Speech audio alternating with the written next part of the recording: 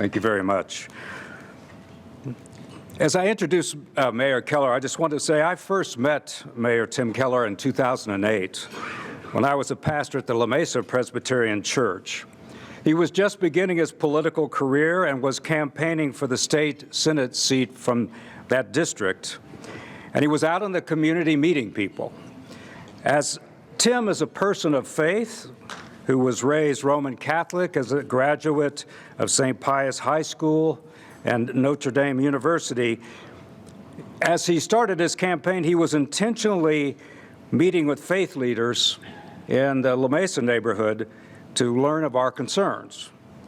When elected to the Senate, Mayor Keller was a great advocate for renaming that community, which, as many of you know who lived in Albuquerque a long time, for too long was labeled as the war zone, to be renamed the International District. And those of us who live and work in that community are grateful for that name change because it affirms the strength of that multicultural neighborhood, and it honors the immigrant people that come from many different countries to Albuquerque to start a new life.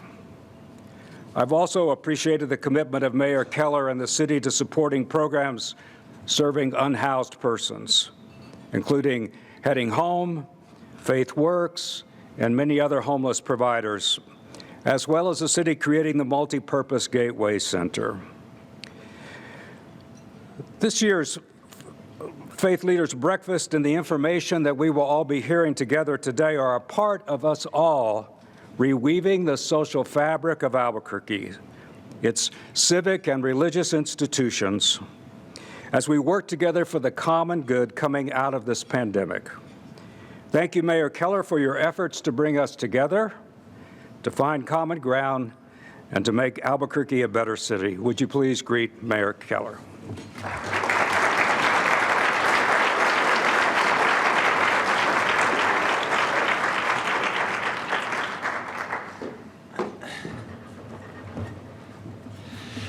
Well, good morning, faith leaders. It is wonderful to see everyone's face today, literally. I know last year we had kind of our first faith leaders convening post-pandemic, but it was still, lots of anxiety in the air and whatnot. And so this is truly, I think in many ways, a return to form to this Faith Leaders Breakfast. And this is a wonderful tradition in our city. You know, many of you may have recently moved here or even might be new to your particular role in your community. But this tradition actually goes way back meaning like at least 20 years. So some of you were here at some of the first Faith Leader convenings. And so it's a tradition that I'm grateful to continue to do. And so we want to thank everyone for coming this morning. Now, there's a few things that I'd like to share with you as we get started, but I also want to remind folks that, as we gather, of course, we try and respect and honor all faiths. That's kind of the point. But I will tell you, each year there's a different theme, and each year we feature different, obviously, faiths and even different prayers from different religions. So just want to remind folks that one year we had the roll call of every faith. And the amazing thing is that almost all of you told us that was the least interesting prayer breakfast you'd ever been to. So we do try and have sort of themes that we touch on today, and you're going to hear some of that this morning. But we'll, again, continue to refresh that each year as we plan our next prayer breakfast going into next year. So let me begin, I think, by stating, of course, we are also united in our faith. And we're united in the belief that faith matters. I think that is also very important. And especially when we see different contexts that whether our country goes through or our community goes through, I am proud as your mayor to stand up and say that faith is important. Faith in a higher power, faith in each other, faith in a community, faith that there's something more than just our lives around us that matters and that is important, not only to reflect on, to pay attention to, but also in many ways that guides us. And so for that, I am grateful for each one of your faith commitments and how in your respective communities you demonstrate that each and every day. I also know that these have been some tough times coming out of the pandemic for congregations and parishes and faith communities. I know, I know some of the least popular people now in America are still elected officials, but I also know that, attendance has been tough. That is one thing that I hear from so many folks in our faith community. But I think that is also coming back. And I think in many ways that's actually a tiny part of the comeback that we're seeing in Albuquerque. We're going to talk about our challenges, but I also want to let you know that for the first time in 4 or 5, even 6 years, many of the indicators in our city, whether it's different crime indicators or homeless indicators, they might be in a very difficult place. That's true, and we'll talk about that a little bit. But for the first time, the numbers are actually going in the right direction. That gives me hope. It also means that people in our city, I think, are feeling a restoration of some glimmer of hope for the future of our city. And in part, that's also because I think they're returning, they're returning to their faith communities. And so it is truly, I think, our faith communities that are the keepers of that promise of Albuquerque. The promise that Albuquerque can be something better. The promise that we all moved here or we were born here and we stayed here because we believe in the promise of a special city. So despite the challenges that we're having, we want to talk a little bit about how to keep this promise alive and what this promise means in the upcoming year. Now for us, there's a reassurance in times of trouble. First and foremost, also for prayer. I am a believer in the power of prayer, and I want to thank you. I know many of you say prayers for the city each and every time you get together as a community. And some of you also praying for me personally. Thank you. I need it. So keep those prayers coming. Now, for us, we know that the problems that have been plaguing our city, look, most of them are national issues. Some of them are international issues when it comes to refugees and immigration. But we also know that it is our responsibility to connect that promise to action, to actually deliver on that promise. And that's where it gets really hard. But that's where I hope in some ways, with your help, the city is trying to deliver on that promise. And we're starting to see what that means in the city of Albuquerque. Some examples of this are our community safety department. I think many of you are aware of this, hopefully, but our community safety department is, of course, a third response to 911. So when you call 911, instead of just police or fire, you get sometimes a social worker, somebody trained in crisis intervention, somebody ready to actually get the right response at the right time. This department has now taken 30,000 calls out of our 911 call volume. That means 30,000 more calls our fire chief and her team can take, and our police chief and his team can take. That is extremely powerful.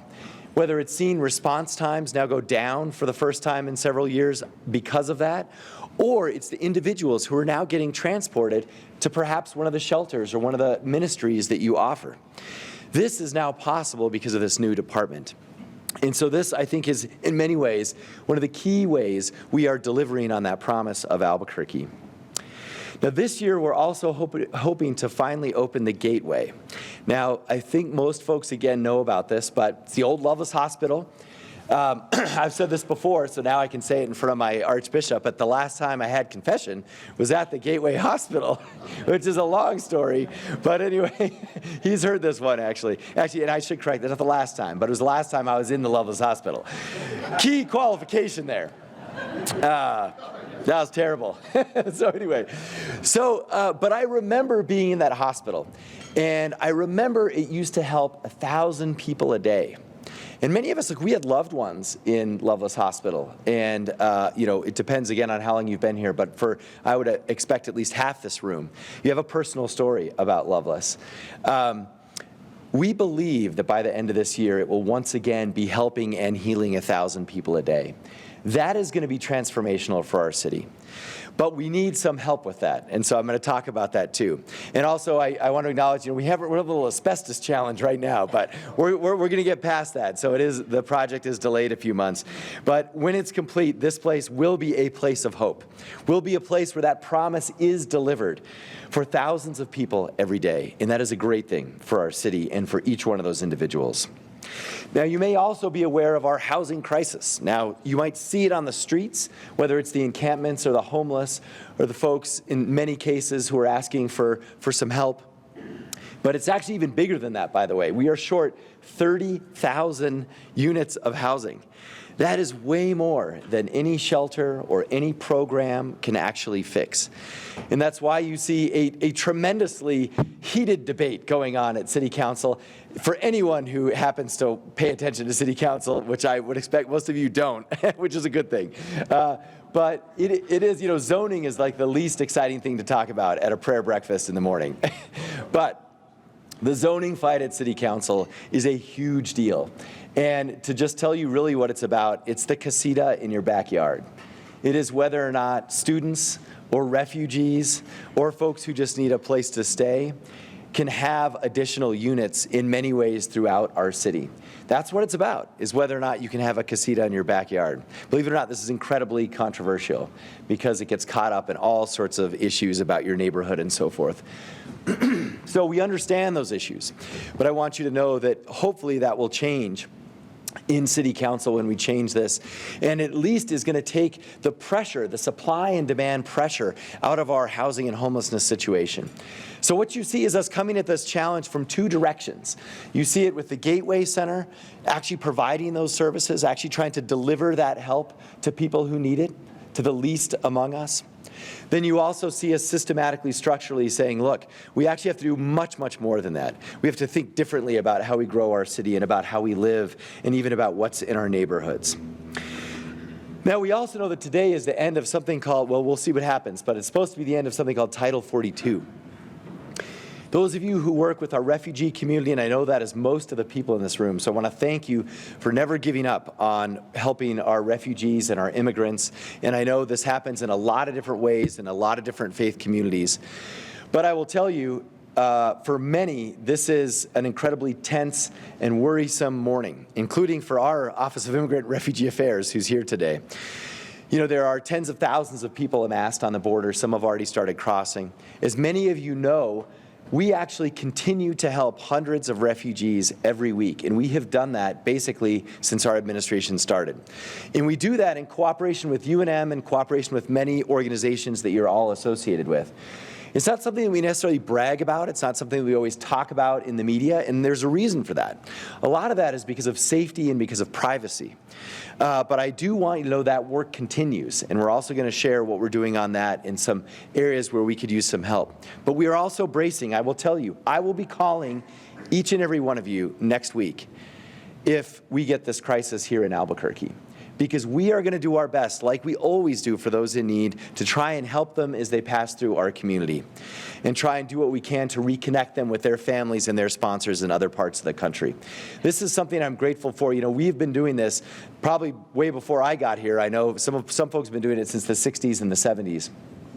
But we did this in the face of great consternation and great fear back in the child separation era and other areas when it was not politically popular, when it was in some ways personally, in some ways a little bit dangerous because people were so divided on whether or not we should help those who are coming through our country. But there again, our faith helped unite us. And I will say there are very few cities in the country that actually do and did what we do for refugees, where we just quietly go about helping those who need it. That is extraordinary, and I will tell you, I go visit through the Conference of Mayors, cities all over the country, and there are very few cities where this does not get gummed up in all sorts of politics, and people are left literally on the street. And so I'm proud of Albuquerque. I'm grateful in Albuquerque that we have each and every one of you. I want to share with you also one incredible example of that, which is not, it's something so painful to bring up, but I think we have to acknowledge when we had the shootings in the Muslim community, where once again, and we've seen this in other communities, right? We've seen this in the Jewish community. We've seen it in some of our non-denominational communities. But what we did when we came together to be there for our mosque, that was incredibly powerful. And I cannot tell you the number of folks from that community who they were not thanking me. They were thanking all of you who showed up on, I think it was that Thursday night, I forget the exact day of the week, when we said we all need to show our support for this community. And so I want to thank you all for being part of that. But there again, that is something that actually we kind of take for granted here, because in a crisis, we're pretty good, especially with each other. But I will tell you that is not the case in other cities either. And so I want to thank everyone who helped our community get through that very, very difficult time. So as we look forward, I do know that it is going to take all of us to continue to deal with these issues. And I know that we're going to hear more about this today, but there's little things that matters too. And it's even things like painting our West Side shelter. I know the Citizens Church did that. That actually showed everyone who is staying out at an old jail, who is literally homeless and or addicted to different things, that someone cared about them. And because it was an old jail, it also really lifted people's spirits. So I also want to emphasize the small one-time things that are important. And that can be paired with things like what La Promesa does in Casa del Rey each and every week with the refugee community. So we want to leave you with several things today, but we want to put in some asks. I know many of you give, and your community helps, and you help. But we do want to take this opportunity to realign, and to realign our activities so that we're making sure that each community can help in a way that you see fit, that matches your community. It might be that one work day where you're painting the side of a wall, or it might be that steady commitment week in and week out of helping refugees as they come through our community. So we're going to share more with you about each one of these aspects, and I'll come back at the end to share a few more remarks. But thank you so much for coming this morning, and God bless. Thank you.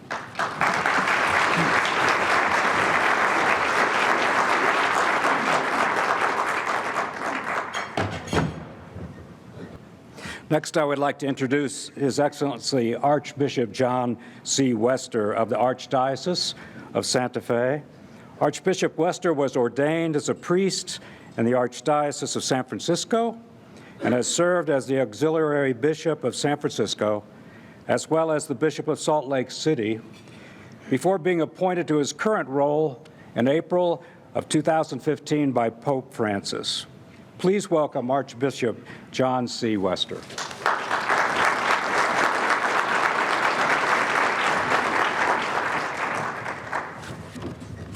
Thank you very much, Reverend Trey. I'm very grateful, and it's an honor to be with you all. And I'm very cognizant that I'm speaking obviously from the Christian perspective, but that all of us together in our various traditions, especially regarding immigration and unity, that I'm just one of many. And I'm so grateful to be one of many here today and this morning, and so grateful to be with you. I've grown myself personally so much from interactions in interfaith and ecumenical activities.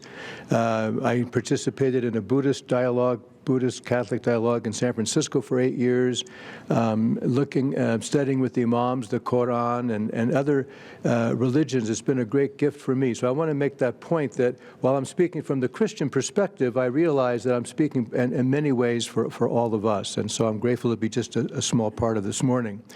And as Mayor Keller said, today is a very significant day for immigrants, asylum seekers, refugees in our country, with the end of Title 42, which I think is at 11:59 p.m. today.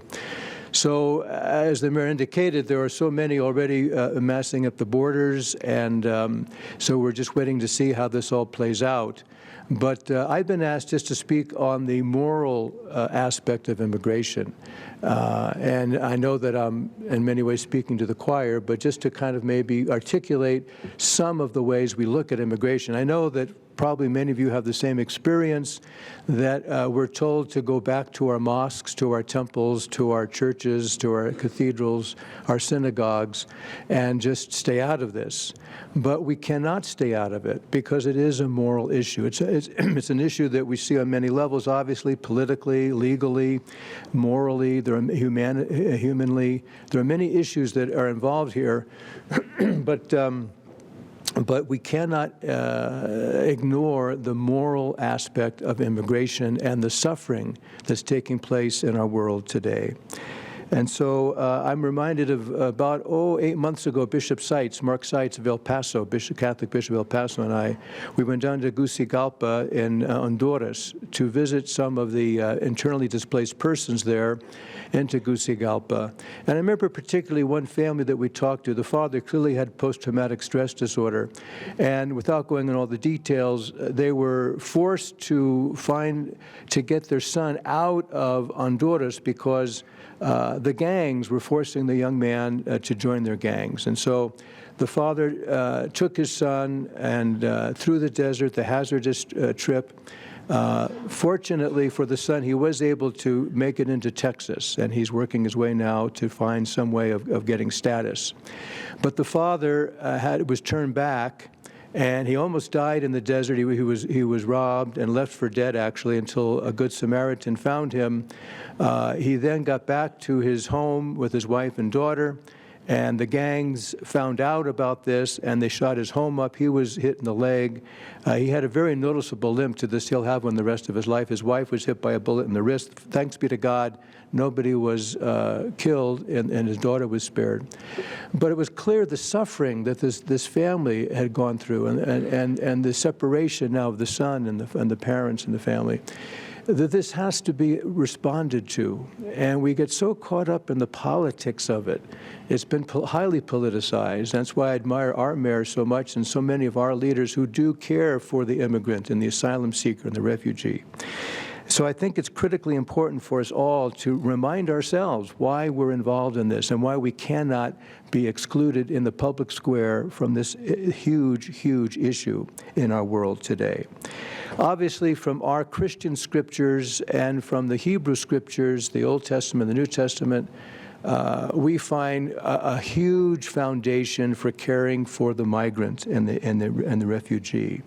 We see in the book of Exodus, obviously, how the Israelites were fleeing oppression from Egypt, and how they were reminded again and again, when an alien resides with you in your land, you shall not oppress the alien. The alien who resides with you shall be to you as the citizen among you. You shall love the alien as yourself, for you were once aliens in the land of Egypt. I am the Lord your God, from Leviticus. So clearly, from centuries ago, this sensitivity to the stranger in our midst is so critically important. In our New Testament, of course, we see boundless and continued references to the immigrant. Jesus and Mary and Joseph themselves were immigrants. They were forced immigrants. They were exiles. They were fleeing persecution in the land of Egypt. And throughout the scriptures, we know that Jesus said, the foxes have holes and birds of the air have nests, but the Son of Man has nowhere to lay his head. As the Lord came to share humanity with us in everything but sin, so too he came to share our experience and our challenges, including the migrant experience. And throughout the scriptures, the New Testament, the Gospels, we see countless references to how important it is to care for the stranger in our midst. When I was hungry, you gave me food. When I was thirsty, you gave me something to drink. And when I was a stranger, you welcomed me. Just as you did it to these, the least of those who are members of my family, you did it unto me. So we could go on with the countless examples in our scriptures that lay a basic foundation for our moral response to the immigrant. There's also in our own country, and this is something that's, I think, very important for us to remember, at least in my own experience of a citizen of the United States for these last 72 plus years. There has always been a sense of welcoming the stranger in our midst. Ezra's poem there in the Statue of Liberty, send me your huddled masses, and that sense that this is a land of welcome. And I think also a sense that in our country, we are rich because of our migrants, that our migrants make us who we are. And it's so tragic that the migrant has become the enemy. That lately in our politics and our country, and when you hear in the social media, you hear so much of the vilifying, the demonizing of the migrant, when in fact the migrant really is the source of our strength in our country. And so I think it's important that we remember our Declaration of Independence, that we hold these truths to be self-evident, that all are created equal, that they are endowed by their Creator with certain unalienable rights, that among these are life, liberty, and the pursuit of happiness. In other words, inalienable. These are God-given rights, that we as people of faith believe that our Creator, that our loving God has given each of us these inalienable rights, and that we have to honor those rights. These transcend so many of our own laws that we must always attend to them. Doesn't mean we ignore our laws. Hopefully we'll sometime get, reform, comprehensive immigration reform, but the point is that this is God's law. Now, it's true that a country has the right to determine its borders and to protect those borders, and they have not only a right, but they have an obligation to do that for its citizens. But it's not an absolute right.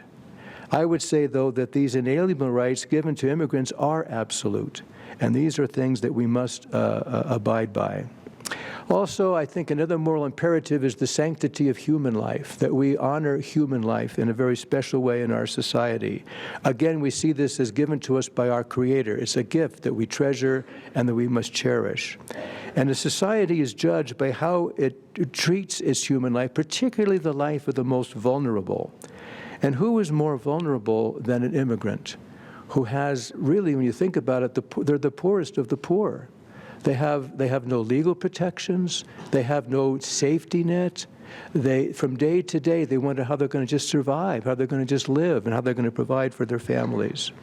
And so I think it's important for us to recognize the sanctity of life. And sometimes I know we all get so frustrated because we say, well, they're breaking the law. Well, if we came upon somebody in an accident, an I-25 or I-40, and they're bleeding out, we're not going to say to them, excuse me, sir, but you were breaking the law when you were speeding. We're going to try to stop the bleeding. We're going to get them help. That's the position we're in today. And as the mayor said so accurately, here in Albuquerque, we're so blessed that we've responded to those people, as brothers and sisters. And that's, I think, again, part of our moral mission. Another element that crosses my mind is that of common good. In our Catholic tradition, we have quite a few principles, 7 basic principles of social thought, of Catholic social teaching. Some say it's one of the best kept secrets in the Catholic Church, but that's another story. But one of those principles is the common good.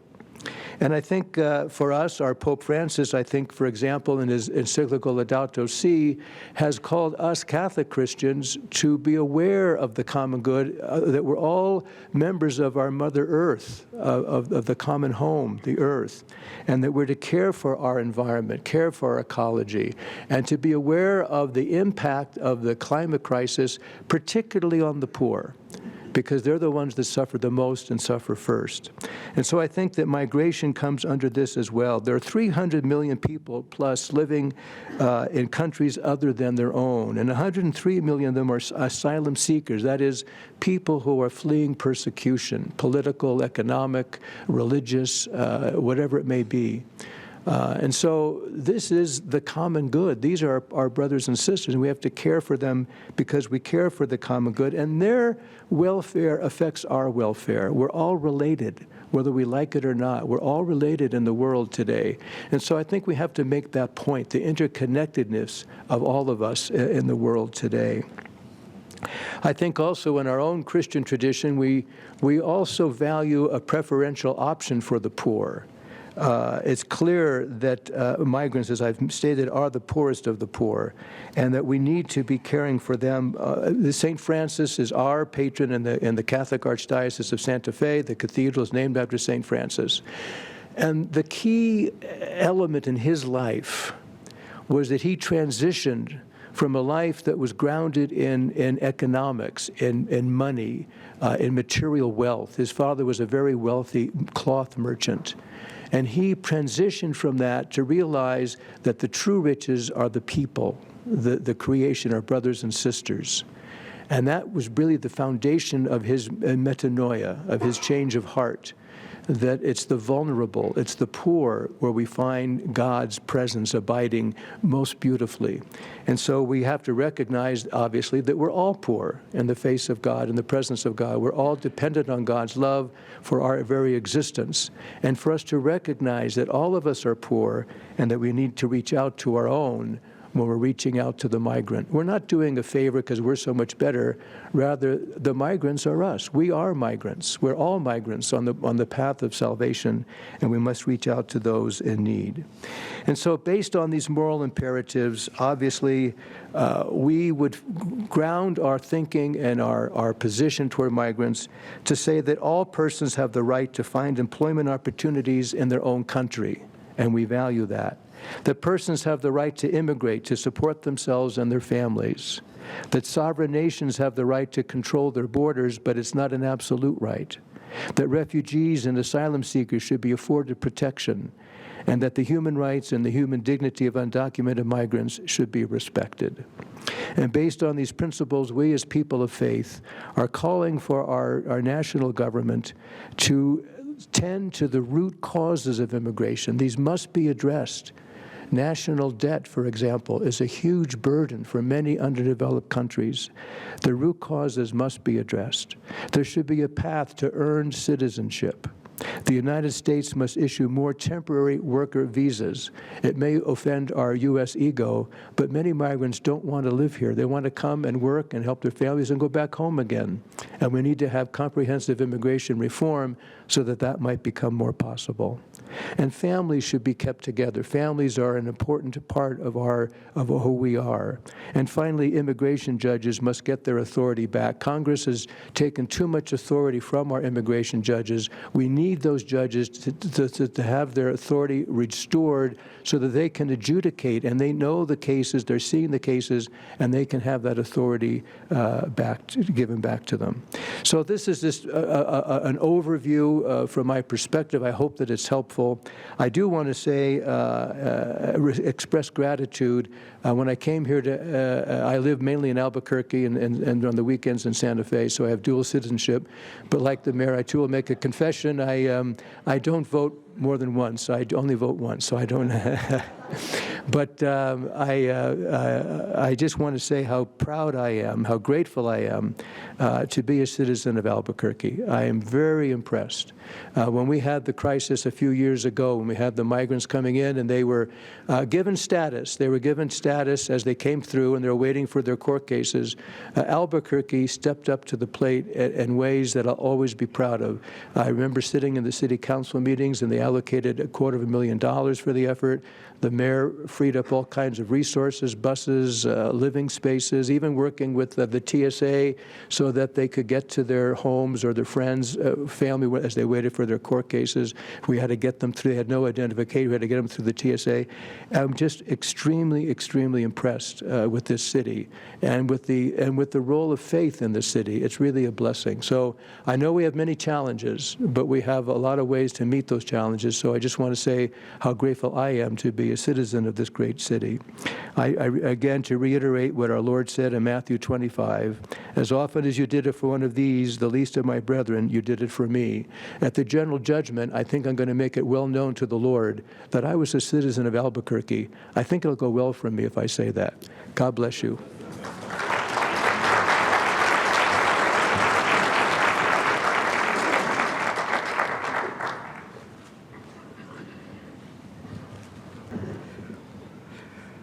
Our next speaker is the Director of the Office of Equity and Inclusion, Michelle Melendez. Mayor Keller created the Office of Equity and Inclusion back in 2017, and it serves as a cabinet-level position striving to make Albuquerque a national role model of racial equity and social justice. Michelle offers a lifelong vision of racial equity to the office and believes that her relationships with incredibly dedicated social justice, economic development, and public health champions will lead the city of Albuquerque to embrace equity as a guiding principle in all areas of civic life. Please welcome Michelle Melendez.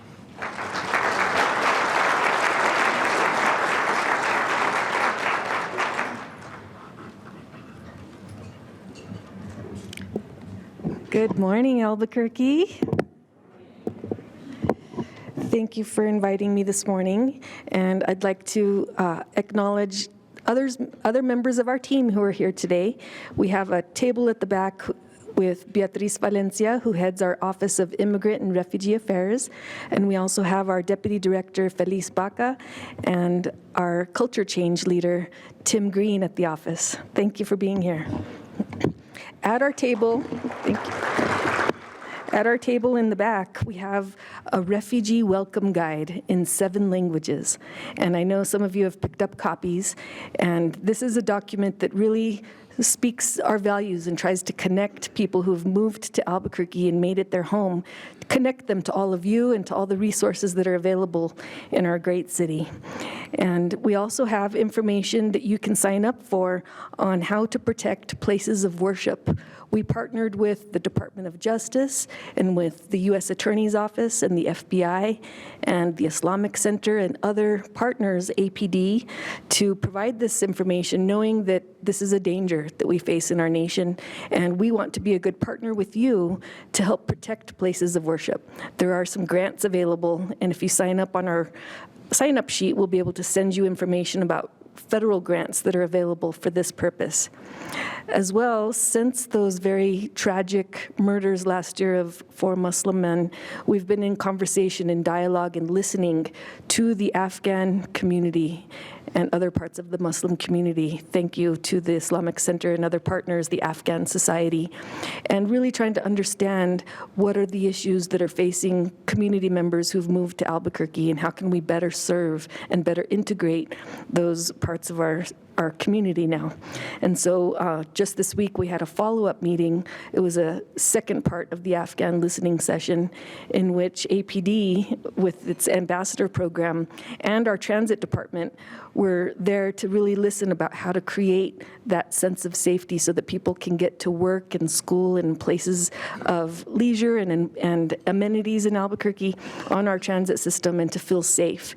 We know that hate crimes is a fear, hate incidents is a fear in our community, and we have information about how to report those so that the FBI and others in APD can investigate. So please visit our table at the back and sign up for information, and we'd be glad to send it with you.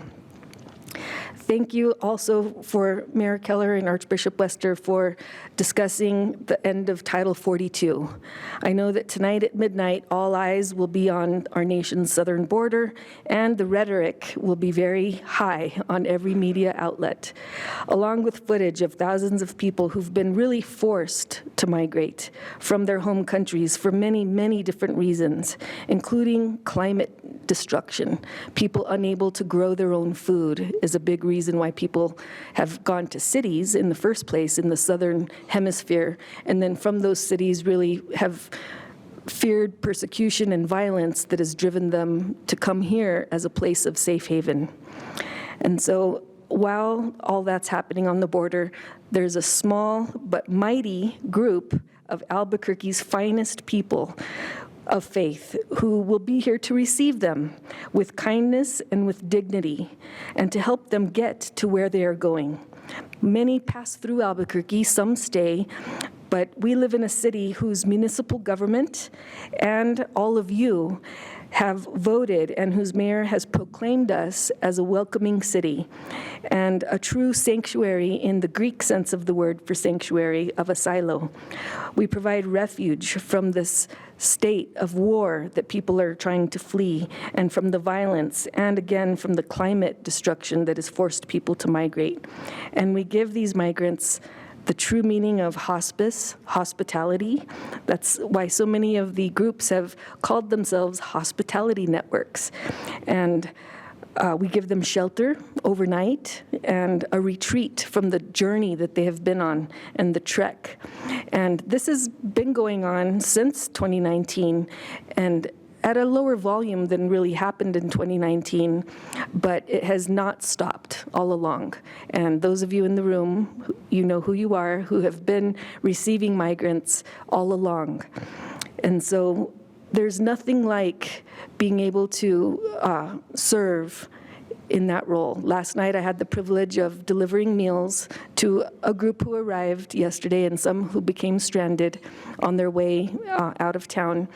And when a little girl opened the door to pick up her meal, her eyes just lit up because she was getting a big iced tea, and she was bouncy and just super happy, and I didn't intrude on their privacy. They've had a long, long journey. I don't know what she's been through. Only she knows what she's been through. But in that moment, when she was bouncing around, jumping on the hotel bed, I knew she had a safe place to sleep. She had a warm meal, and she had a plane ticket that was going to get her to her next destination with her family today when she'll be flying out. And this has been going on since 2019, when it was actually Deacon Steve Rangel who called the mayor one night and said, "Migrants are coming. We need to do this together."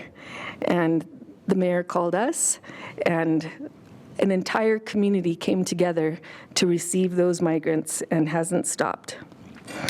And we've shown through our deeds that we value and respect human life, and we work to relieve that human suffering that Archbishop Wester was describing, and giving these migrants a place to stay overnight and some food and hygiene and some basic clothing items for their journey. But it's that warm smile that they'll remember, and they'll know that when they were in Albuquerque, they met some very kind and generous people who helped them get on their way. And so we've got a network that is activated and is prepared to receive what we can anticipate, but it's the part that we can't anticipate, that we don't know might happen. But I really rest in the faith that not only our city government rises to the occasion when we need to, but also our faith community and all of you rises and does what needs to be done to help these people continue on their journeys and to help those who end up staying in Albuquerque to find a place. And so we just appreciate all of you, and there might come a time when the best place for some of those migrants is in your sanctuaries. You know, we've got plans in place if the surge really goes very big to open up spaces like this room with cots, and it can be done. However, there is a benefit to having people in their communities staying with you in your sanctuaries on a smaller basis to get more of that human touch.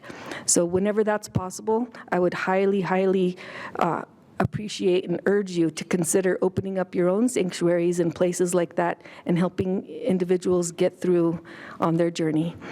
And with that, I'll end and invite you to sign up at our table at the very back. Thank you.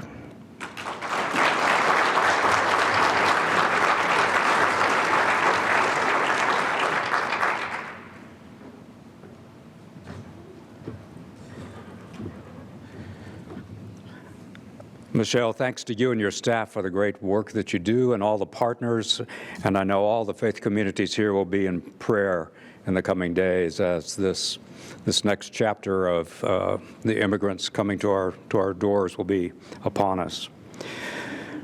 It's now my privilege to introduce Chief Harold Medina, who for 28 years of law enforcement experience here and has served as the Chief Deputy of Police since 2017, before being appointed the Chief of the Albuquerque Police Department in March of 2021.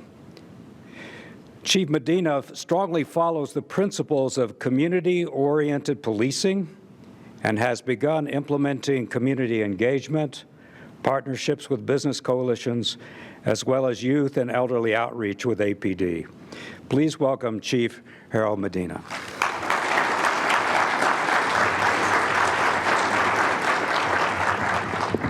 Good morning, everybody. Thanks for allowing me to be here today to speak. And, you know, the first thing I want to start with is just want to give a thanks. Have the job, but APD has had many advancements in the last 2 years. Yesterday, we made an announcement that we had just hit 92% compliance with our settlement agreement with DOJ. And we've done it in a way that's good for Albuquerque, and we had to push back, and we had to do it in a way that was right for our community. And if it wasn't for Mayor, we wouldn't be there. And I'll be perfectly honest, I'm well past retirement age, and if it wasn't for the relationship I have and the communication that the mayor has with me, I wouldn't be chief anymore. I'd have already retired. So thank you, Mayor, for all of your leadership and everything that you do to support the Albuquerque Police Department. The other thing is this room. As I look across this room, I see relationships that have come in of the utmost importance during some of our most chaotic times. We talk about the horrible incidents with the Muslim community last year. It was 6 o'clock in the morning when I received a phone call that we had had a 4th homicide. As I woke up, it was by 8 o'clock that we were in communication, and some of our partners from the Muslim community had spoke with Deputy Chief Brown early in the day. And by the end of the day, we had a plan where we had resources out to make people feel safe, but we had a strong investigative front going forward, and we were able to solve the case. But as I look around the room, I see many partnerships and many times that we rely on others. And this job is a little bit bipolar at times. You know, there's times that there's really great things that are occurring, and I can't help but think of August of 2021. You know, I was getting ready for a press conference with a cold case, 33-year-old homicide of somebody that I knew when I was in high school, and that we were going to solve for the family. And as we were getting ready for that press conference, and it was one of the, you know, best mornings of my life of what the message was that we were going to deliver, we got the word that 4 officers had just been shot. And the day completely changed for us. But it's many times at these moments that I really reflect upon myself, and I know that, you know, the word that always come to me is God's going to get you through this moment. And I think that as I look out in the crowd, and many times I run into individuals, and we're always told, we're praying for you guys, we're praying for your officers. You know, those prayers are answered last night. When I reviewed the video of the officer-involved shooting last night, I still don't know how we didn't have an officer killed. So I want everybody to know that your prayers are heard, and your prayers are appreciated by us at the Albuquerque Police Department. And these partnerships are appreciated because it's important that it's not the day of a critical incident that we try to develop a relationship. It's the day of a critical incident that we lean on that relationship that we've developed long ago. And that's what we have in this room is long-standing relationships with several segments and different religions within the community, and an understanding that has only strengthened us as a police department. I've always said it, our strength is in our diversity and our understanding, and that's what's so special about Albuquerque, and that's what I hope that we can continue as a police department. And a lot of you may ask, how can you help and how can you assist the Albuquerque Police Department? And there are a variety of ways. And we need to work together is the biggest thing, and we have great relationships, and we'll continue to grow those relationships till we go everywhere. One of the biggest things we need right now as a police department is we need officers. And every day we're recruiting. We've made great advancements. The department looks well. And I'm happy to say that in the last month, 4 people who left the Albuquerque Police Department have asked to come back. One's leaving the FBI to come back to the Albuquerque Police Department. One went to the greener pastures of Rio Rancho and realized that maybe they weren't as green, and they're returning back to the city of Albuquerque. And 2 others had left other opportunities returning. Each one of us knows somebody who would be a great public servant. Each one of us knows somebody who would serve the community and be a good representation to the community. And I ask that each one of us recognize those people and refer them to the police department and get them set as the next generation of police officers who are going to continue the culture that we've started at APD and ensuring that we're working with the community, understanding the community, and that we build relations before that critical incident, and we lean on those relationships at that time instead of try to build them. So with that, I hope you could all take back to your individual places that message that we need good people, and there's opportunities to be officers, there's opportunities to be civilians, but there's also opportunities for individuals to volunteer. One of the things that I quickly learned that I missed about APD when I retired in 2014 is we had a death in the community. And for the first time in my career, I found myself going and knocking on a door and notifying the family that a loved one had passed away. And it was probably one of the most difficult things I had ever had to do, and it took me 21 years to get to that point to have to do that. Why? Because the Albuquerque Police Department has a great chaplain unit, and those difficult notifications are made by people who are professionals at it, who know how to sit there, know how to pass on their faith, and know how to deliver that message much better than our officers. So With that, I just want to remind everybody in here that we're always looking for individuals to join our pastor organization and our chaplain organization, and to go out and to work and help us with some of those difficult jobs that we sometimes do. The other thing is, we're in a difficult environment. I'm not going to lie. We talk about a lot of progress that has occurred, but there still is a lot of work that needs to be done. We need all the prayers we can so that our elected officials and our leaders, especially in a place called Santa Fe, remember that we need to find resources. We need resources for individuals going through mental health crisis. We need to find resources for those that are going through tough times. And right now across our country, we see that there are several incidents every month where we have some kind of mass shooting, or we have some kind of targeted event where people are victimized just because they're at the wrong place at the wrong time. And unfortunately, that sometimes carries over into our religious communities. And I want to thank Deputy Chief Brown for all of his hard work, because every time an incident like that occurs, he's the first one on the phone calling commanders saying, reach out to that religion and let them know that we'll have officers visible, and we'll have officers present.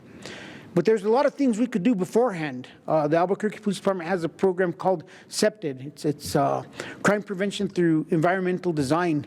Each area commander has a person who can conduct these CEPTED evaluations of your location and give you some advice on how you could make your location a little bit more better and defensible, and how you could protect everybody who's at your place of worship a little bit more through just some environmental design and some simple things that you could do to make it more difficult for somebody to victimize so many people. So please do not hesitate to reach out to your local area commander or to myself and ask us for somebody to go out and do an evaluation.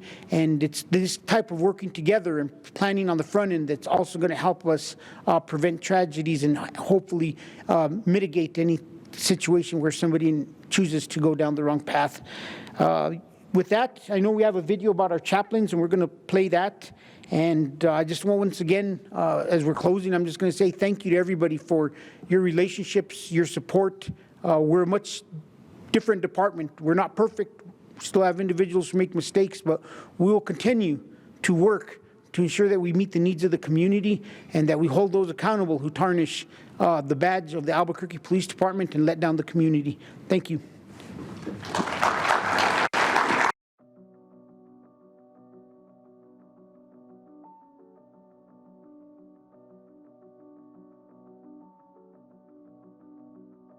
Being a chaplain basically allows me to go into the worst possible moment of a person's life, whether that's a first responder or somebody in the community, and either offer my arms to hold them or to offer my mind to pray for them. And what that does is it gives them that comfort in a very hard time to know that there is somebody that is a safe place to land. Being a chaplain is focused on God in whatever different interpretations people have in a spirituality where they don't even refer to the name God. But it is such a blessing to me to be a chaplain in addition to being a pastor of a church, because it really helps me meet more people out in the world and to discover what their needs are. Officers need the help. The officers need the prayers, our prayers. The community needs us, the boots on the ground. It brings fulfillment to step outside of yourself and help your community and do what we're called to do.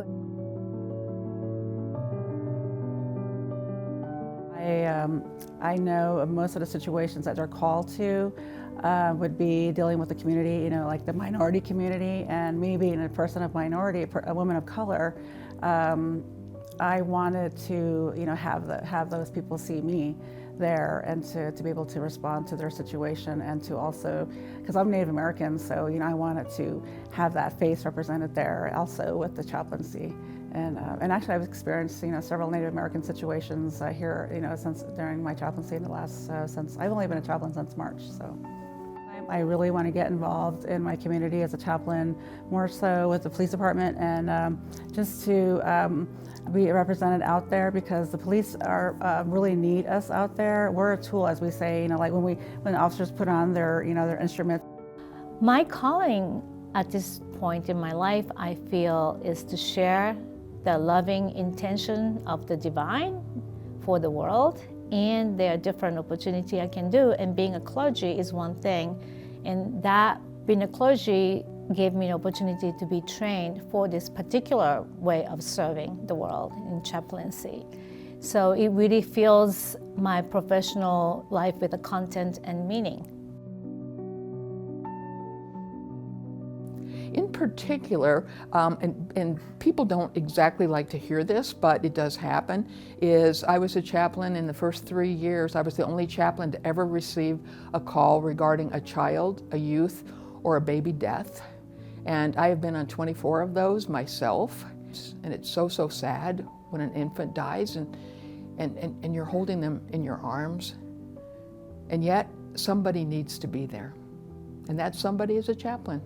One of the calls I had actually was when that helicopter went down. It was actually my first time I was on my own when the 4 individuals passed away in the helicopter accident in July. Experienced firsthand just the grieving process that our law enforcement community go through, and actually I was very amazed at just how they are a family and how they come together in a situation such as that. I mean, I was just so amazed that night. I mean, just all the camaraderie and everybody that was there for each family. Being a chaplain means you have to be able to put yourself in a situation to serve those who serve and protect us. It is about being out there in the community and knowing that these folks, they may not have any kind of a religious affiliation, but comfort doesn't have to be defined by religion. It's defined by kindness, it's defined by listening to other people. It's just knowing that you're there to help them at the worst possible time of their life. And for me, I have found life. I have found peace. I have found joy. And it is because we step out of ourselves to help our community, to serve our community, to serve our police officers. And when you do that, what a joy, what a peace that you get. So if you decide you want to become a chaplain, or you want to become a chaplain, now's the time. We need you on deck. Put your boots on and come help us.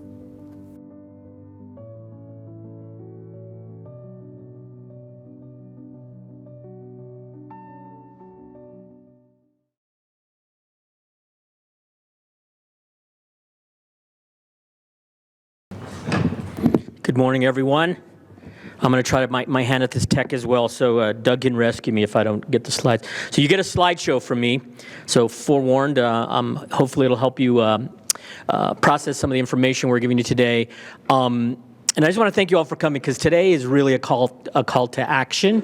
I'm going to talk to you about housing, but really what today is about as faith leaders, as community leaders, is to talk about how we move from our faith to action. I spend my Saturday mornings at a place called the Center for Action and Contemplation in the South Valley. Some of you may know about it. And Father Rohr there always often says that the operative word there is not the contemplation, it's the action. And so today I'm going to sort of brazenly say, we need you. We need you as faith leaders, as community leaders, as public servants, to really help us make the case that, as the Archbishop and others have said, that there before the grace of God we all go. Housing in our community, we believe is a basic human right. And we have a plan to get there, but all the good policy and research and data in the world is not going to get us there. What's going to get us there is folks around this room helping us make the case that we need to do this together as a community.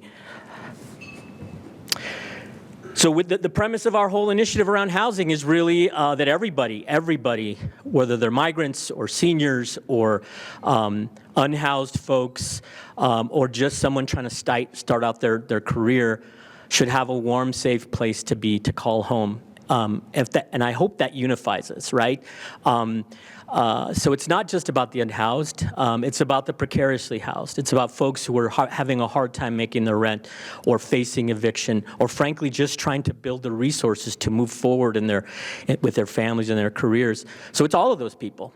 I think most of us in this room are privileged enough to have a place to lay our head at night that's warm, that hopefully has the basics, but that is not the reality for many, many, many of our neighbors, whether or not they have a roof over their head, because many of them have to think about, gee, how am I going to make the rent, especially what's happening in our city and across the country around the rise in rental rates, the rise in mortgage rates, and just the challenges we're facing as a country. So Mayor mentioned some of this, and I know I don't want to bore people with data, but we know that in this community that depending on where you are economically, we have a gap of between 13,000 and 30,000, 28,000 on this slide, but it's as high as 30,000, as the mayor said. And those are units. Those are people in our community. Those are the gap between what people in our community need and the number of housing units available. And that's across the board, from apartments to single-family detached homes, et cetera.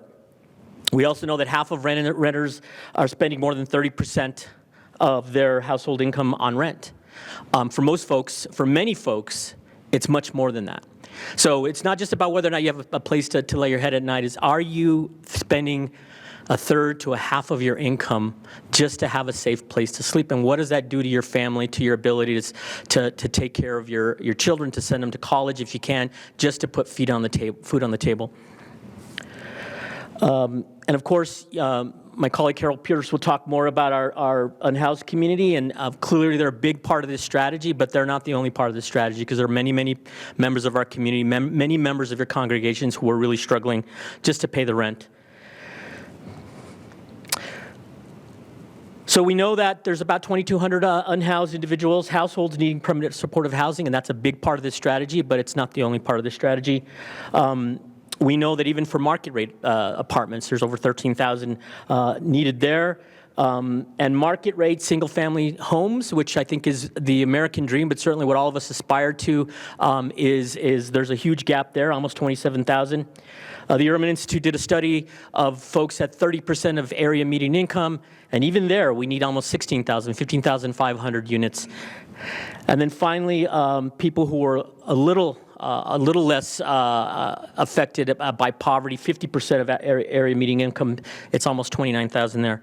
So what this data tells us is we have a problem across the economic spectrum, and what are we going to do about it? And I think what Mayor Keller's tried to do is, like, we have to move into action.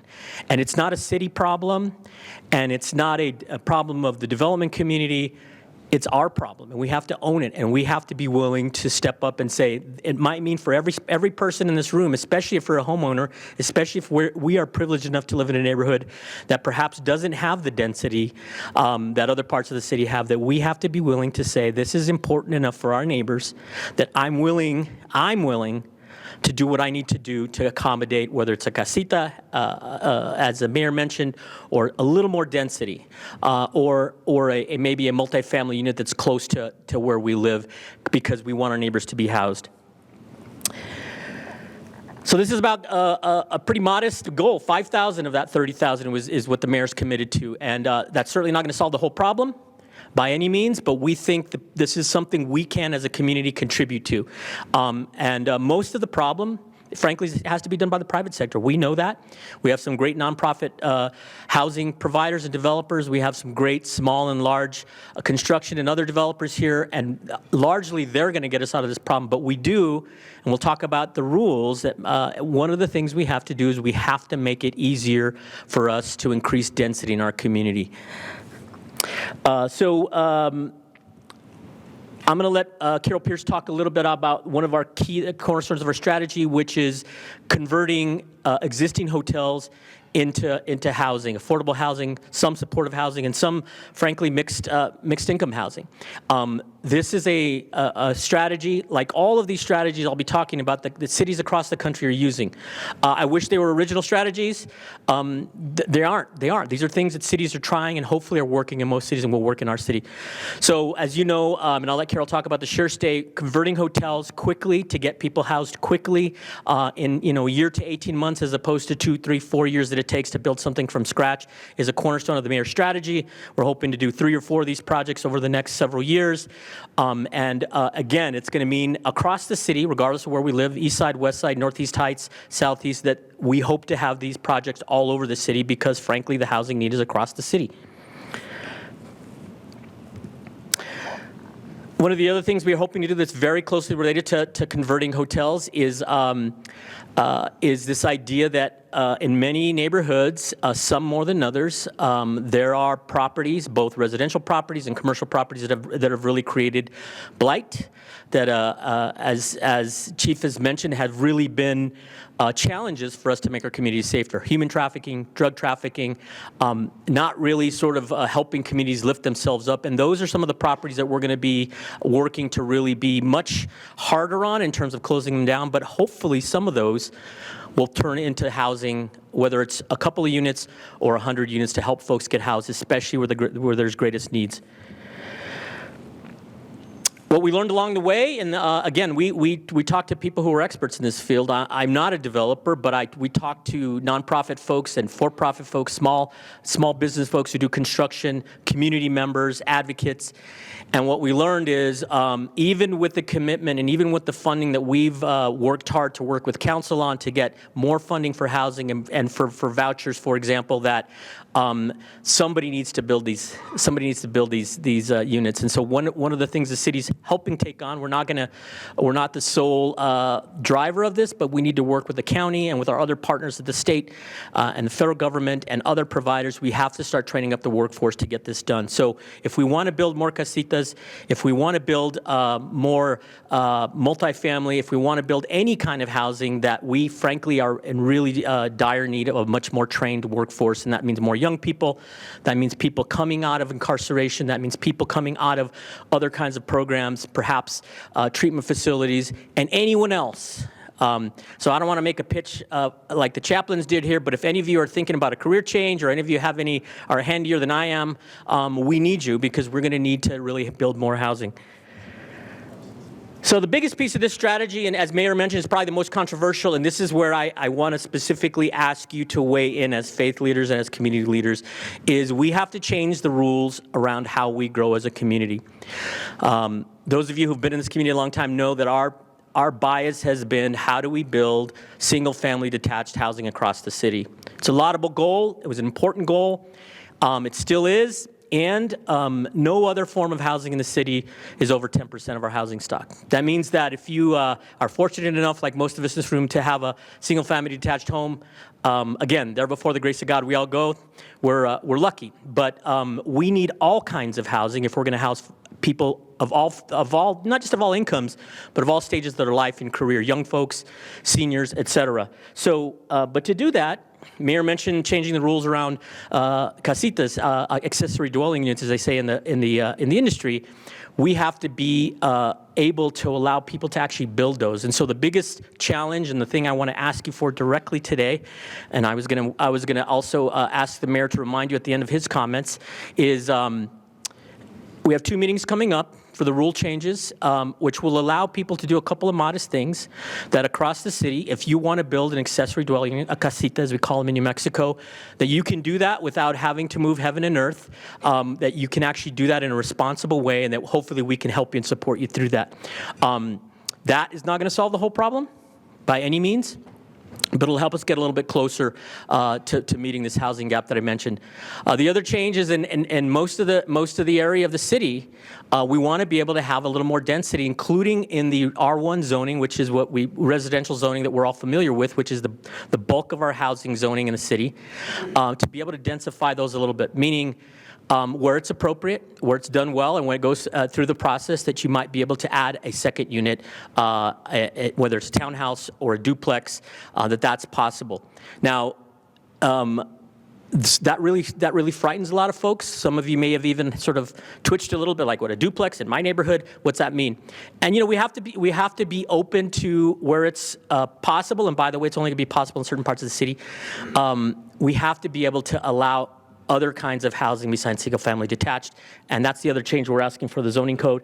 The other thing we're going to be asking for help from the council on, and we need to get this changed in the zoning code, is we have to be able to make it a little easier to build affordable housing. If you're in the industry, you know what I'm talking about, but if you're not, it's not easy to get between the parking and the building heights and all of the other requirements to really get multifamily housing built, especially affordable housing. So these changes are about that as well. As I said, many cities are doing this, and it's how we're not the only ones facing a housing crisis. So finally, as I mentioned, this is really about the action part of call to action. And as faith leaders, you know that. So what can you do? Maybe you want to build a casita. That's up to you. But that's not what we're asking. What we're asking for you is to show up. Faith leaders, people of faith, people who work for the common good need to say to our policymakers, in particular city council, where we do have some support, but we need to be able to say, look, this is important if we're ever going to get everybody housed, if we're ever going to have opportunity for our young people or safe places for our elders, we have to do this. So I'm asking you to show up. June 5th is the big day that the council is looking at this, and it would be great whether you can do it in person, which would be wonderful. You can Zoom in to get back to the tech, and you can say, as a leader in this community, this is part of my faith that we need to house everybody. And then the final vote we expect to be June 21st. But I hope to see some of you, to speak from your perspective as a faith leader, that this is something we as a community share in common, that every single one of us, regardless of our age or where we come from or economic status, that we deserve a safe place to live. So thank you, and I hope you'll join us. Good morning, and it's really a delight to be here with all of you, so many friends, and hopefully new friends too. What I'd really like to talk about is a little bit about our work, especially highlighting the Gateway and how all of you can be involved. So I really want to highlight our mission. As we've heard today, we have vulnerable people in our community, and our vision with the Gateway is that it is a trauma-informed place where people can receive the services, they can rest, and they can heal. The whole Gibson Health Hub is a place of healing and hope for our community. It is today, and it's only expanding to be more so. Always want to highlight what we are doing, and so many of you fit into this picture about how we are addressing homelessness. As Eric talked about, we need to address the housing piece, and we do that today, but we want to do more.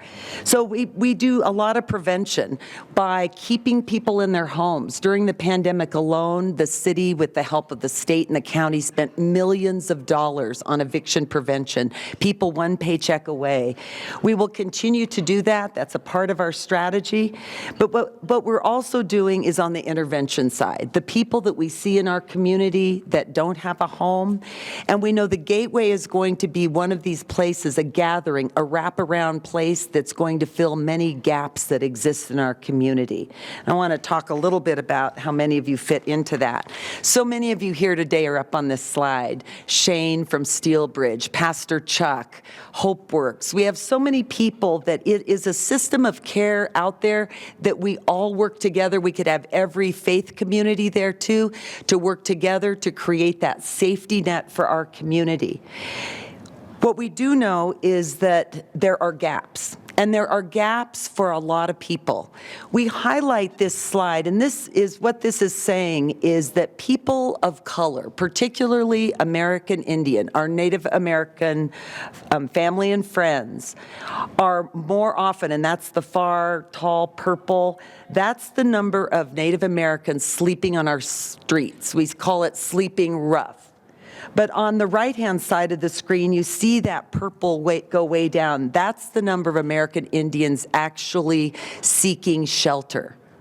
So we ask ourselves why. There's a disparity. There's a disparity in people of color, and especially our American Indians that are seeking that service.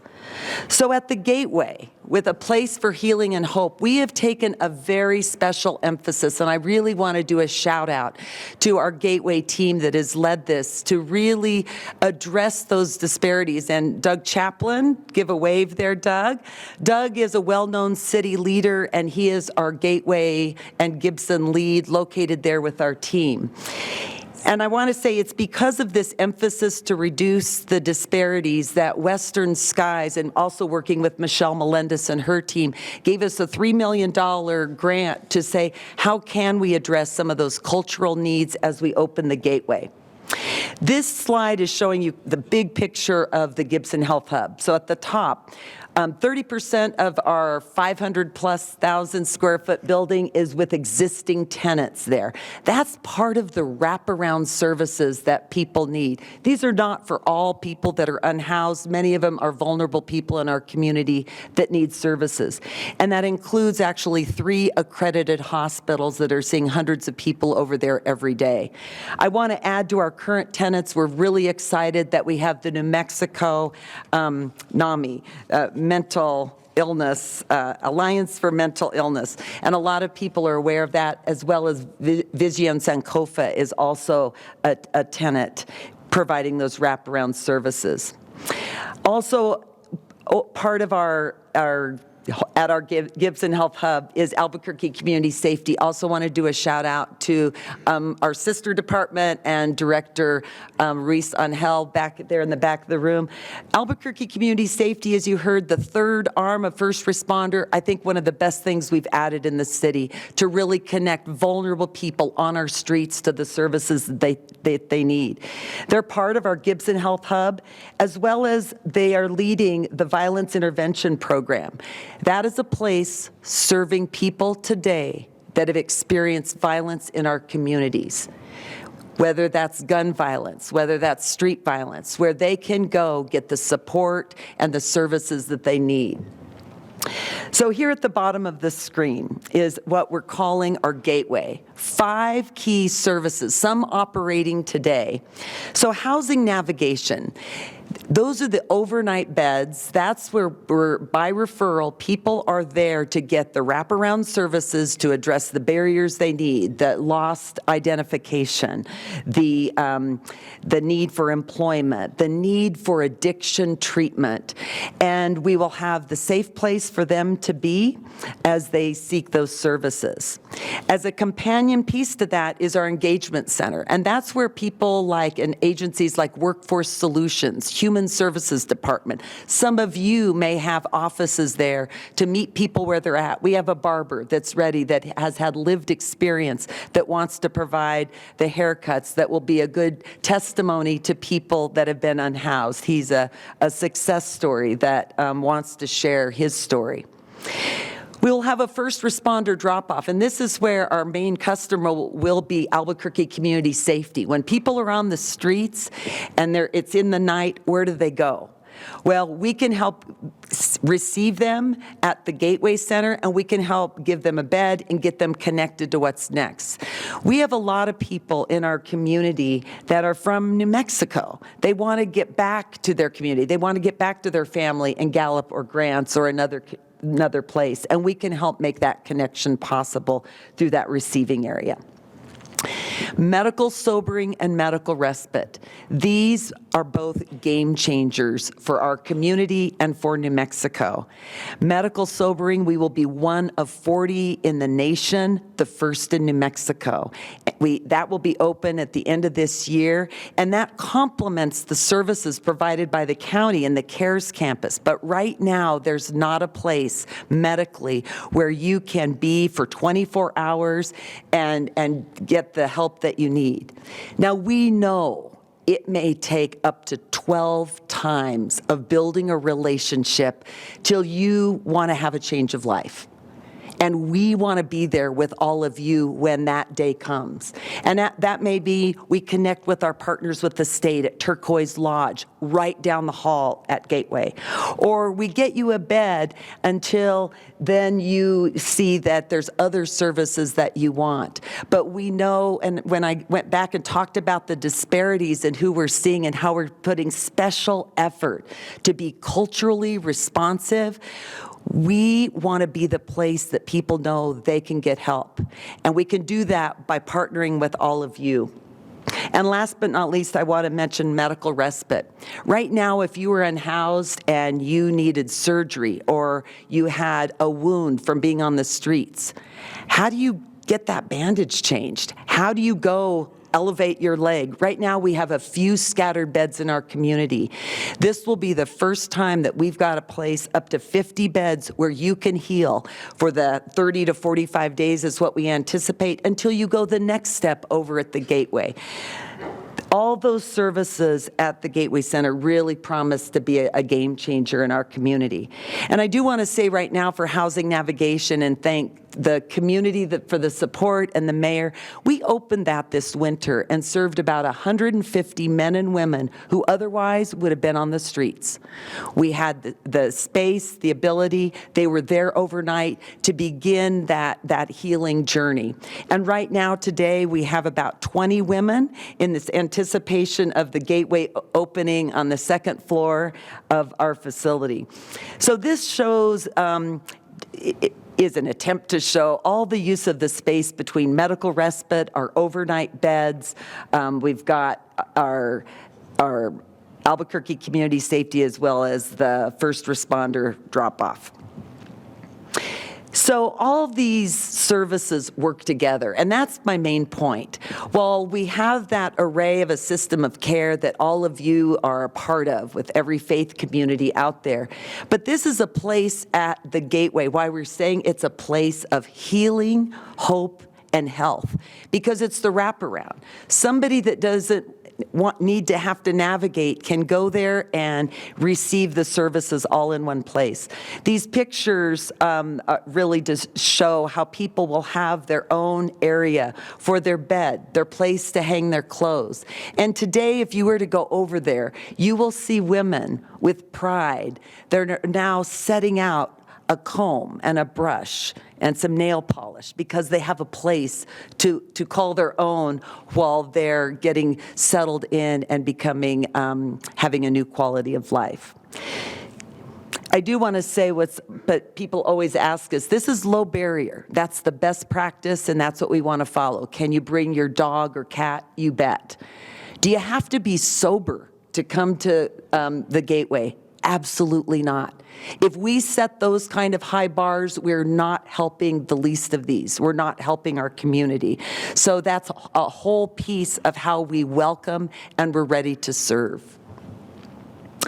I want to say, and so many of you, and this is where you've already helped us. So one of the blessings of COVID was we no longer housed families out at our West Side Emergency Housing Center. We honestly didn't have room. We had to space people out so we didn't spread COVID. So we kept adult men and women out at our West Side shelter. We moved families into town. We called it the COVID Hotel, then it became the Wellness Hotel. But today, it's our Family Housing Navigation Center. And we do that in partnership with so many of you and the service providers. To date, we have housed, this slide says 977 people. I knew we were close to 1,000. And that's when we opened that in November 2020. Why have we had such great success? Because people are all in one place. It's the wraparound services. And I do want to say of those 977, over 500 of those are children. So this is where we've learned what really, really works. And this is what we'll be applying at the Gateway. I want to say this begins where so many of you have helped. Our goal is to embrace people of all walks of life and that they can create and experience community like all of us do in our neighborhoods and where we live. So some of you helped us have an Easter egg hunt. Why? That's what the kids and families want to do. We had a trick or treat.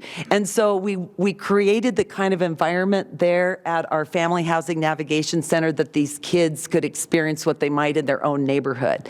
Many of you helped us with school supplies so they were ready and prepared to go.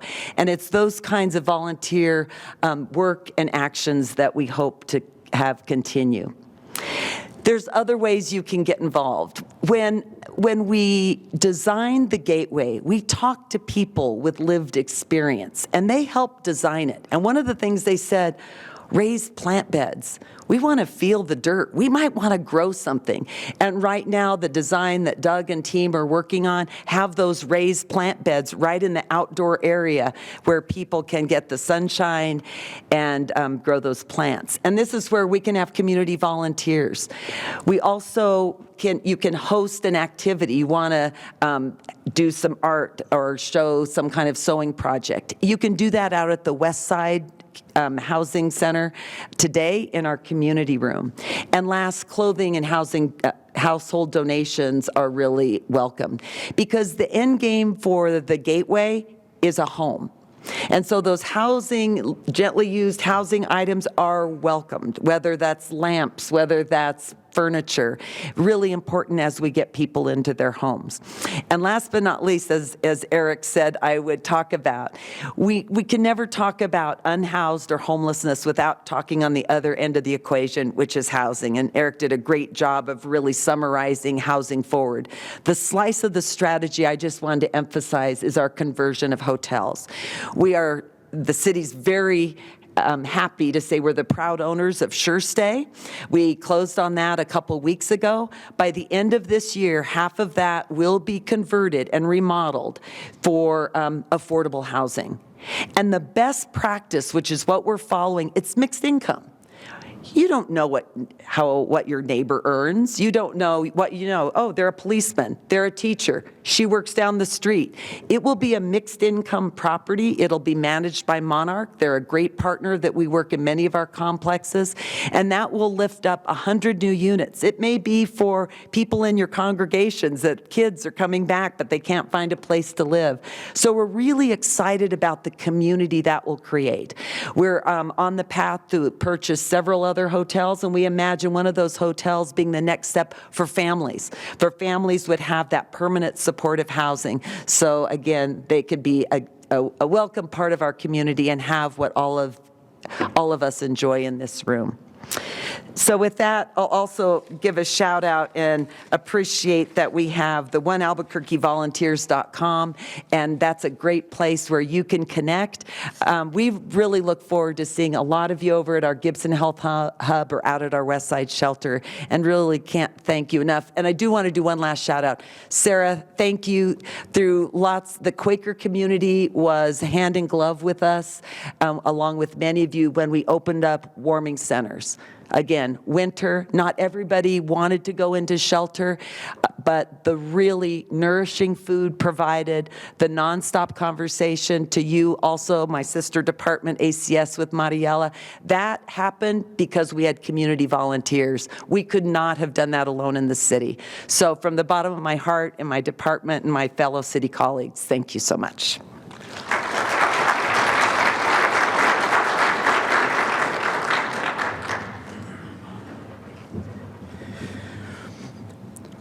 Our next speaker is Pastor William W. Dorn, Jr. And he's a lifelong New Mexican and an Albuquerque native, and he's been the pastor at the Phillips Chapel CME Church in Albuquerque since 1987. That's a long pastorate.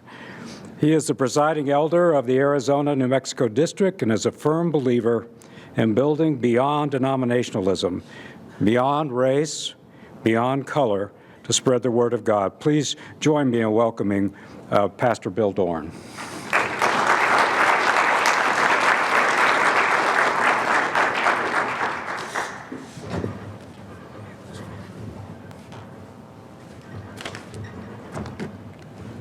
Good morning, morning, everyone. Are y'all tired? Do you want to stretch? You want to stand up for a minute? Because I'm not going to be here long, but we've been here for a while, you know. But I just want to thank all of you for being here. And I want to thank Mr. Small, Doug, for the opportunity. Thank you, sir. When he sent me the notification or sent me something in the email, I said, what am I supposed to talk about?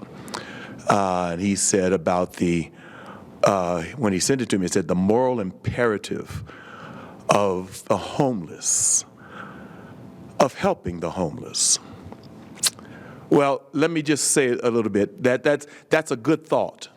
The moral imperative has to do with, and if you're a friend of and like philosophy, it was created. The moral imperative was created by a gentleman by the name of Immanuel Kant, back in the 1700s. So it's not a new concept.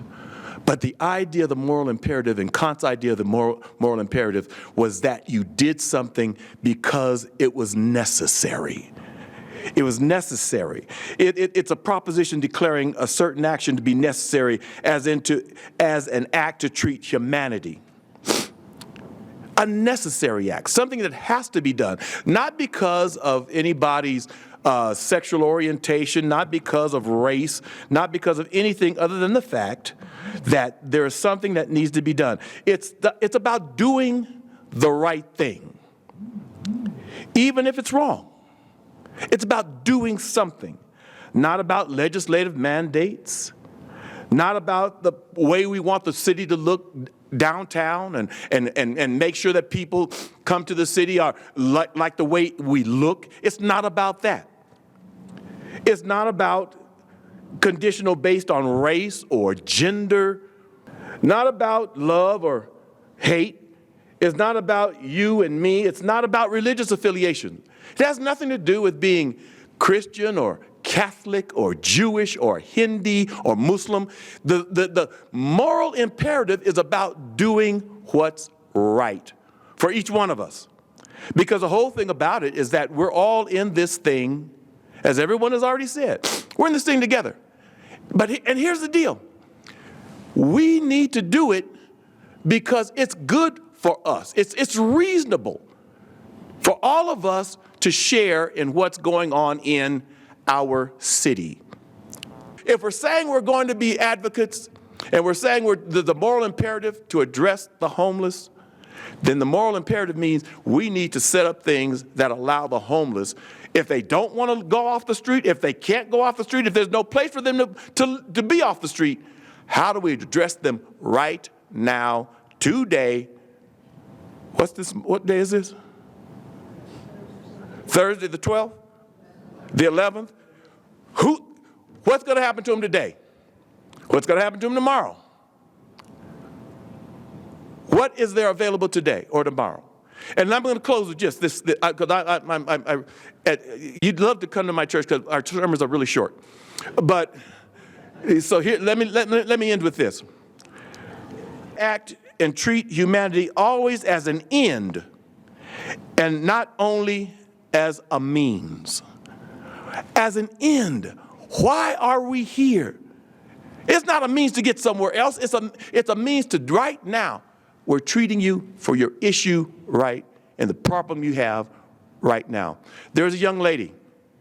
I just know that when Doug said, will you talk about the moral imperative or the moral necessity of helping the homeless? That's what we've got to do today. That's now. And I encourage all of us to, join hands and sing Kumbaya or whatever we got to do to make this thing happen. But we've got to do it right now in allegiance with the future. But folks are on the street Thursday, May 11th, May 11th, 2023. What's our moral imperative for those living today. I thank you for your time. I thank you for your attention. I see that you didn't want to stretch, so I'm going to leave you now, and I'm going to go back to my seat. May God bless you all.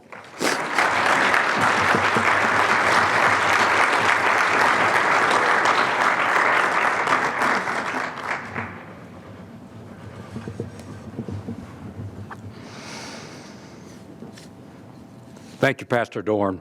I think we all believe that imperative is necessary, and it's on us now this day as we go back to our communities. I'll be going back this afternoon to East Central Ministries, which is in the International District. John Bolton, who's the director, was not able to be here today, but that is one of the community groups in the International District that's working to make it that kind of healthy, safe, meaningful community that the International District is moving towards. We run Casa Shalom, which is a housing co-op that provides affordable housing for families. We have a food pantry that serves people many times a week. We have a clinic, the whole clinic, that provides free medical and dental care for over 1,000 individuals a year. These are just some of the kind of practical ways that Pastor Dorn is talking about that we can help our neighbors. So I would invite you sometime to call John Bolton and come take a visit in the International District to East Central Ministries. So as we conclude, Mayor Keller, would you please share some closing thoughts? And thank you for inviting us to be here today.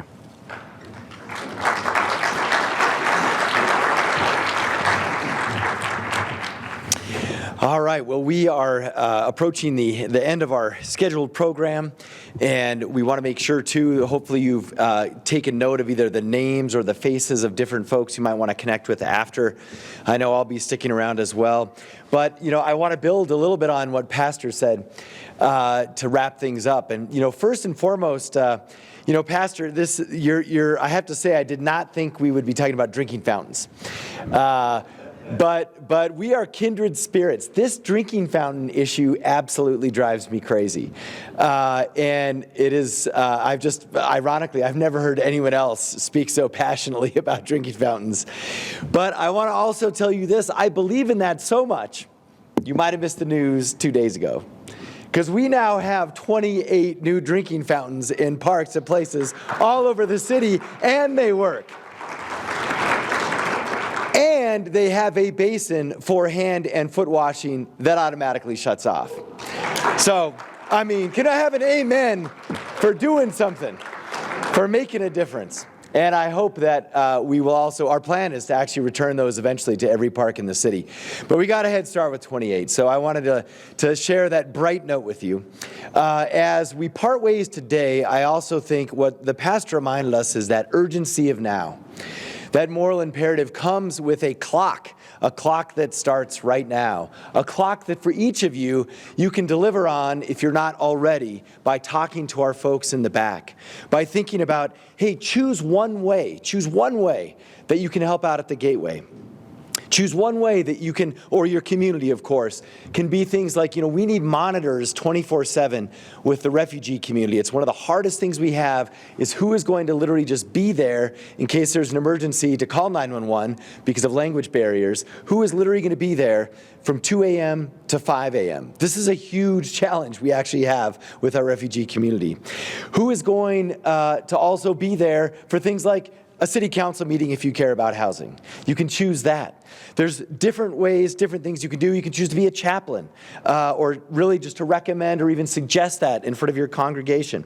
There are so many things that we need your help with. And I also know you might use our help and could use our help. So feel free to share that with the folks or with myself after.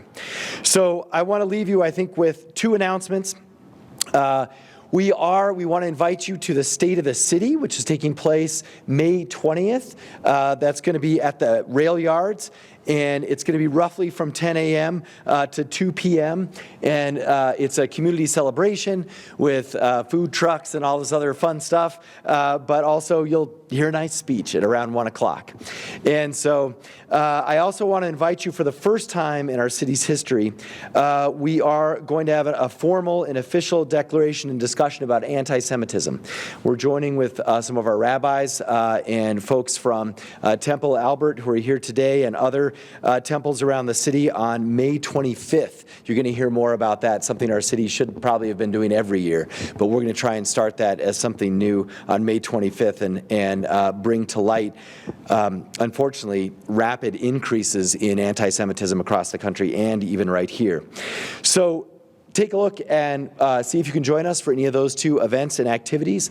Let's thank Doug Small, brought us all together. He coordinates our faith communities. Where's he at?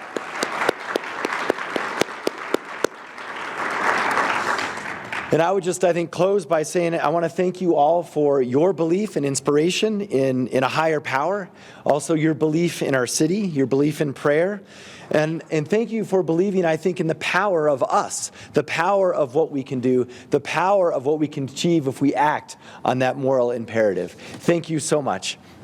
Have a good rest of the day.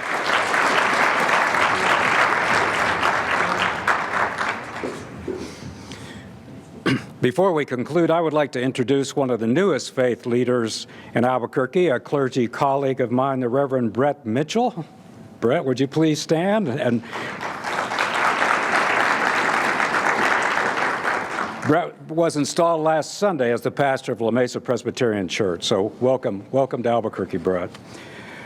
As we end today, let us leave in prayer, hope, and motivation for us to be going forward.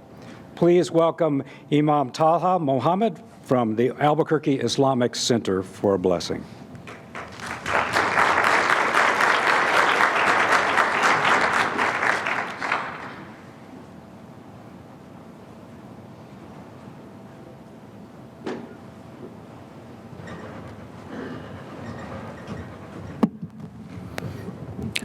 Good morning, everyone. So, I'm supposed to give the closing prayer, and I prepared myself for this prayer, but honestly, when I hear that the theme of today is going to be about the refugee and immigrant, I want to share just in 1 minute or 2 minutes my thought and my experience with immigrant. So I consider myself as an immigrant. I arrived to the United States in 2015. I came to this country. I wasn't speaking English at all. I found everything good in this country. Then I started working with the youth and the families, refugees and immigrants. So I want to thank everyone and your thought and everything, but I want to open our eyes in one thing.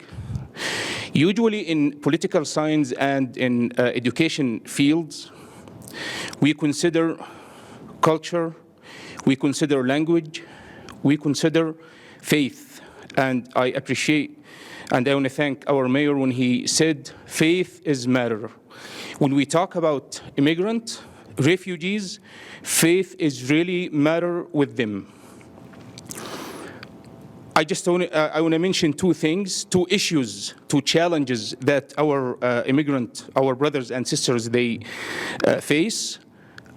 First of all, when they arrived to this country, they survived. They start just looking for a job, for income, for something like that, and they forget their kids. Few months, they lose their kids. We didn't prepare them to educate them what they face in the new country. In my experience, we should have some lectures to educate them what is right and what is wrong. We should educate them how they can raise their kids in a different culture. We should educate them the importance of the faith in their life. And I tell everyone here, please, if you are working with a refugee, asylees, if you see Muslims family, refer them to us. Say, go to Islamic centers and connect yourself with them.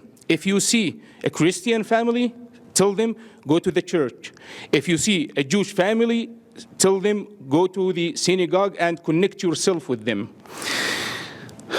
Two issues I see in Albuquerque here. Number one, when they arrived here, they have kids. Their kids, they don't know anything about law.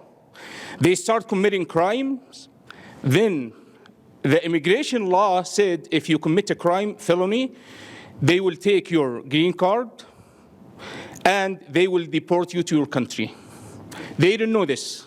When they commit this crime, I saw a lot of them from the Muslim, our own community. The second thing, can you imagine?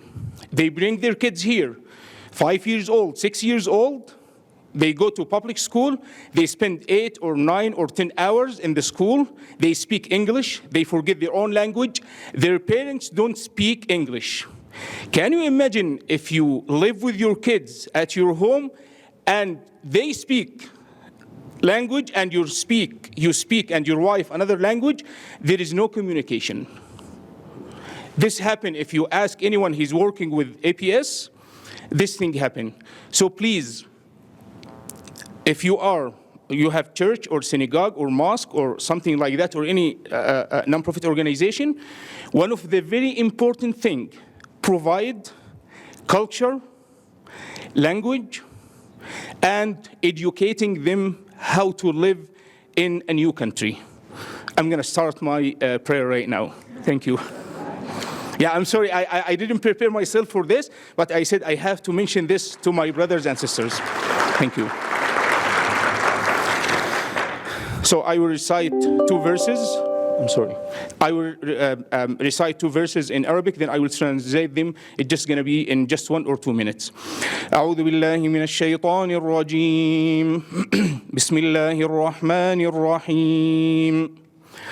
آمن الرسول بما أنزل إليه من ربه والمؤمنون كل آمن بالله وملائكته وكتبه ورسله لا نفرق بين أحد من رسله وقالوا سمعنا وأطعنا غفرانك ربنا وإليك المصير لا يكلف الله نفسا إلا وسعها لها ما كسبت وعليها ما اكتسبت ربنا لا تؤاخذنا إن نسينا أو أخطأنا ربنا ولا تحمل علينا إصرا كما حملته على الذين من قبلنا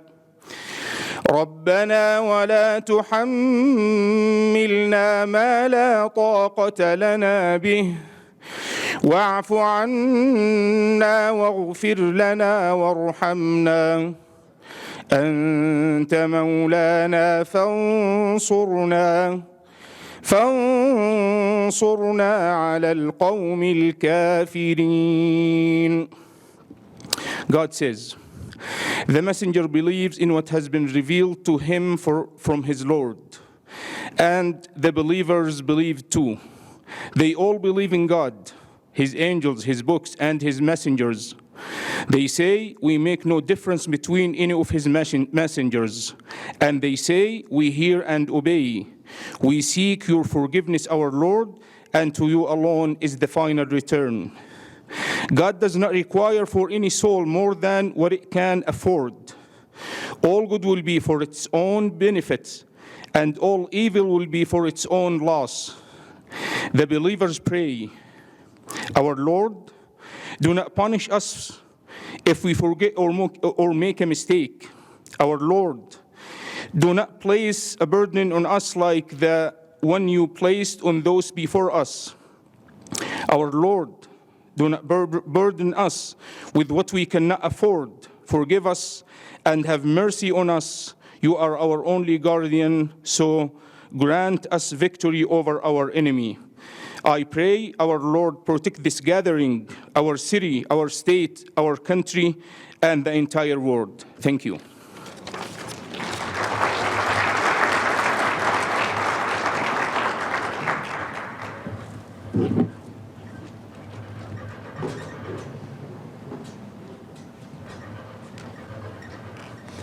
This concludes our breakfast. Thank you for coming today, and let's go in peace, serve the divine, and may brothers and sisters to the whole human family, and care for this great earth we have been given. Go in peace.